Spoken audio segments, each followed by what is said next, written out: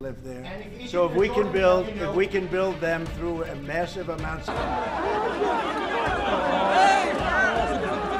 गजा में जंग के बादल फिलहाल टल गए हैं। दरअसल इजराइल और हमास के बीच शुरू हुए युद्ध विराम का पहला चरण 1 मार्च को पूरा हो गया था, जिसके बाद ये आशंका थी कि गजा में फिर से जंग न छिड़ जाए। लेकिन इजराइल ने एक बड़ा फैसला लेते हुए गजा में शांति बहाली की दिशा में बड़ा कदम उठाया है। रमजान और फसह के दौरान गाजा के अस्थायी युद्ध विराम प्रस्ताव पर इजराइल ने मुहर लगा दी है। इजरायली पीएम नेतन्याहू के कार्यालय ने इस बारे में घोषणा की है और कहा कि इजराइल ने रमजान और फसह की अवधि के दौरान गजा में अस्थायी युद्ध विराम के लिए अमेरिकी राष्ट्रपति डोनाल्ड ट्रंप के प्रस्ताव को मंजूर कर लिया है।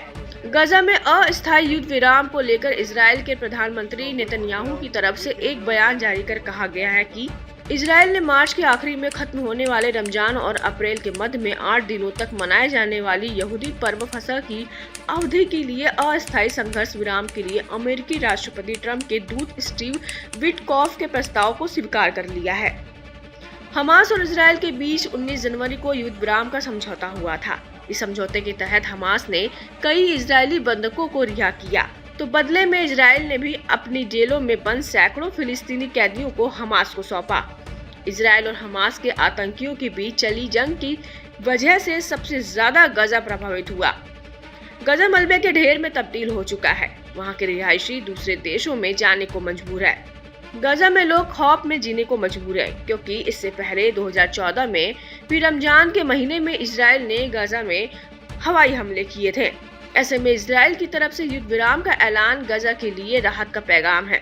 मौजूदा समय में गजा बदतर हालत में, जहां खाने पीने की चीजें खत्म हो गई तो ज्यादातर इलाकों में बिजली नहीं है।